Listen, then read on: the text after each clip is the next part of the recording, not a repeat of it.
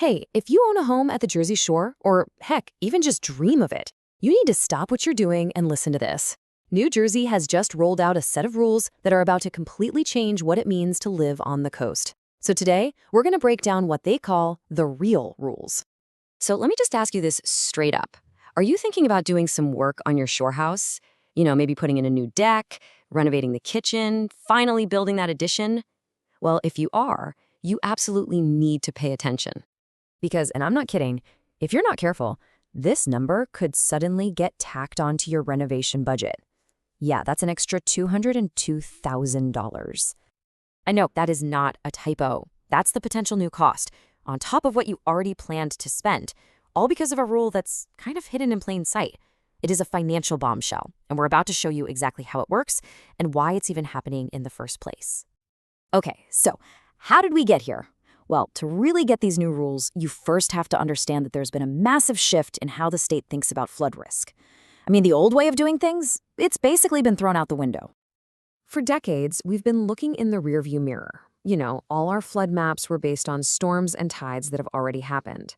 But the new logic, it flips that completely on its head. Now, New Jersey's looking forward, using climate science to regulate what we build today based on the flood risks we expect tomorrow. And here it is. This is the science behind that whole shift. A major state report is projecting that sea levels in New Jersey could rise by as much as 4.4 feet by the end of the century. And believe me, this isn't just some number on a page. This is the engine driving every single new rule we're about to talk about. So what is the state actually doing about this? Well, these real rules really come down to two main ideas that are changing the game. One's called CAFE and the other is the IRZ. Let's break them down. All right, first up, we have CAFE. That stands for Climate Adjusted Flood Elevation. The easiest way to think about this is that it's the new official high water mark. We're not talking about yesterday's flood levels anymore. This is a new, much higher standard for building that's designed to keep homes dry for the next 80 years or so. And this right here, this shows you just how big a deal this is. The old rule is pretty simple. Take the FEMA flood map and add 1 foot as a safety buffer. The new CACF FEMA standard, it's that same FEMA map plus 4 feet. This doesn't just make you build houses higher, it actually expands the flood zone itself, pulling in properties that people used to think were perfectly safe. Now, the second big idea is the IRZ, or the Inundation Risk Zone. And honestly, this one's a total game changer. These are areas that are pretty much dry land today, but are predicted to be underwater or flooding at high tide every single day by the year 2100. And the state, for obvious reasons, really wants to limit any new construction there. Okay, let's get back to the part that could cost you an absolute fortune. We're calling it the renovation trap, and it all hinges on one single number. This is the hidden tripwire, 50%.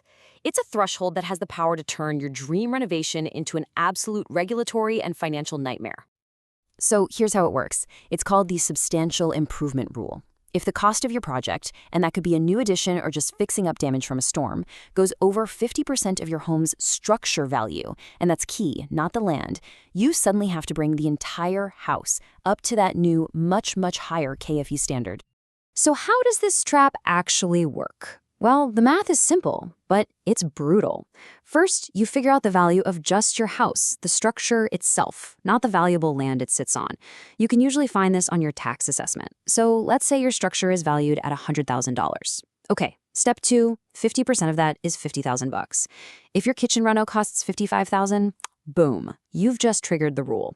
And that means you now have to physically lift your entire house. And this is what that mandatory house lifting costs.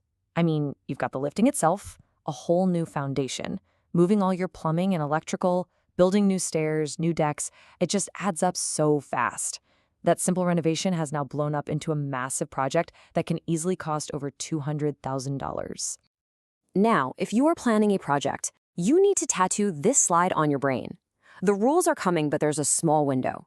If you can get your permit applications in by July 20th, 2026, you can still build under the old rules. But one day after that, everybody has to follow the new, more expensive rules. The impact here is way bigger than just one renovation project. These rules, along with some other new laws, are fundamentally rewriting the playbook for the entire coastal real estate market.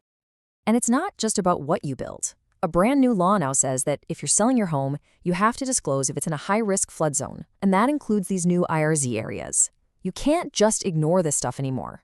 Climate risk is now officially front and center in every single real estate transaction. This is what the future of the shore real estate market is going to look like. It's really creating a tale of two shores.